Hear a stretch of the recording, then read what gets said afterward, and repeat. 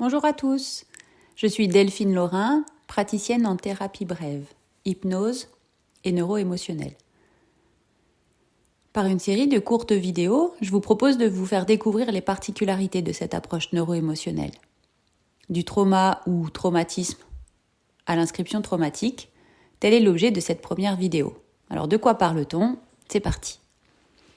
En séance comme en dehors, beaucoup de personnes se posent souvent la question de savoir ce que l'on entend par trauma ou traumatisme. Est-ce que je suis concernée ? Trauma n'est-il qu'un diminutif de traumatisme ? Quel lien existe-t-il ou devrait-on éventuellement faire entre les deux ? Quelle différence ? L'un est-il cause, l'autre conséquence ? En clair, comment tout cela s'imbrique ? Au-delà de cette question de sémantique, qui somme toute peut être intéressante, en accompagnement neuro-émotionnel, ce qui nous intéresse, c'est l'inscription traumatique. Voyons désormais cela d'un peu plus près. Dans la vie, vous vivez comme Hawa, qui sera notre personnage pour cette démonstration, un certain nombre de faits, d'événements, qui génèrent des émotions. À ce stade, et pour comprendre la suite de l'explication, je vous invite à laisser de côté la nature des faits, ou toute appréciation ou jugement subjectif que vous poseriez sur ces faits ou ces actes. Autrement dit, je vous invite à vous détacher de toute considération de bien ou de mal, ou encore à vous défaire de toute morale, de tout jugement normatif qui vous conduirait à classer ces faits suivant un certain degré de normalité ou de gravité.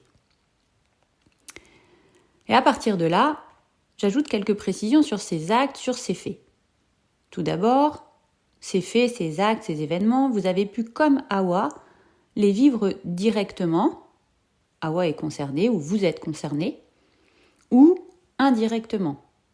Ils touchent ou concernent un tiers que vous connaissez, ou pas d'ailleurs.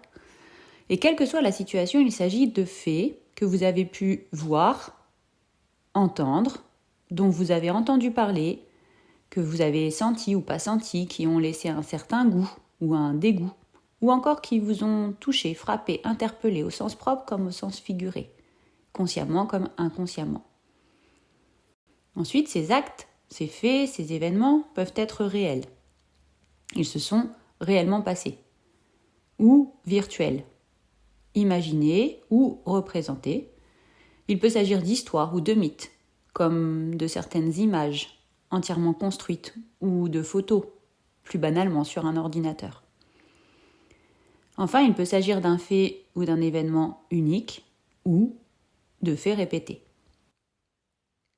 Et puis ces différents faits, ces événements, qu'ils soient accidents, séparation, perte, agression, négligence, menace, violence ou toute autre chose, génèrent des émotions, et notamment des émotions désagréables, au nombre desquelles se trouve en particulier la surprise,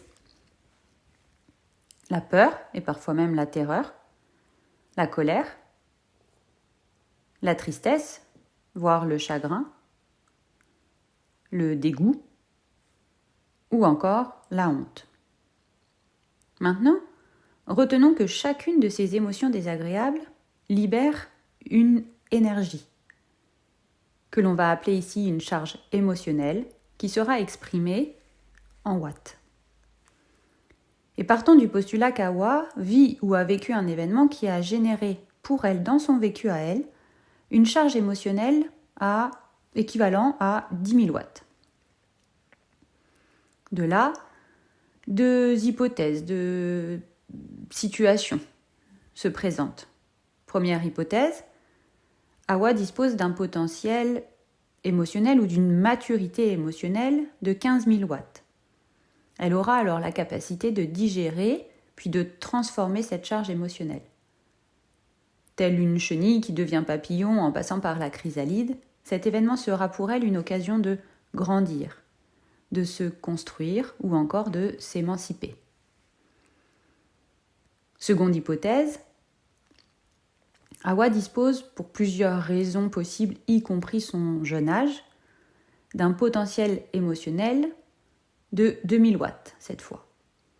Sur les 10 000 que représente son vécu de la situation ou de l'événement, elle en évacuera alors 2000. et tout au plus 2000. Mais qu'en est-il du reste, à savoir des 8000 watts résiduels? En neuro-émotionnel, nous considérons que ces 8000 watts résiduels correspondent en réalité à des émotions réprimées. Et comme tout ce qui ne s'exprime pas s'imprime, eh bien, ces émotions réprimées laissent des traces, un peu comme un chemin ou une autoroute neuronale qui serait figée. C'est ce que nous appelons l'inscription traumatique. Et c'est cette inscription traumatique qui est au cœur de l'accompagnement. En pratique, c'est aussi ce qui vous fait exploser, réagir ou surréagir en entendant un bruit, une musique, un souffle, en apercevant un détail, un bouton, une couleur, une odeur, en sentant une odeur, ou que sais-je encore. Donc, si je reprends l'exemple de Hawa, c'est comme si cette décharge émotionnelle réprimée de 8000 watts avait pris place en elle, s'instiller et se diffuser en permanence, tout en restant figée. Et quand bien même elle continue à vivre d'autres événements, qui eux lui permettent de grandir et d'évoluer, cette partie-là reste figée en elle, un peu comme si elle était restée dans le passé. Et quelquefois, il arrive même que d'autres événements qui donnent lieu à d'autres émotions génèrent de nouvelles inscriptions traumatiques du fait d'une nouvelle surcharge. Celle-ci vient alors s'ajouter à la première, et ensemble elles prennent de plus en plus de place, à tel point que Hawa est comme éparpillée dans le passé.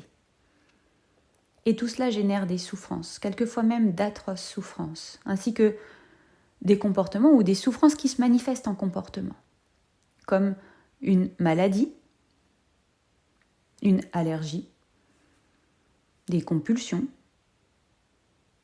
des inhibitions ou encore une addiction.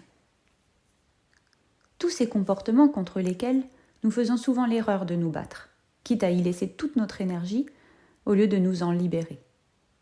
C'est là tout l'objet de l'accompagnement neuro-émotionnel, que l'on pourrait ici résumer comme le fait de retrouver la liberté de choisir de briller de la couleur émotionnelle que nous souhaitons.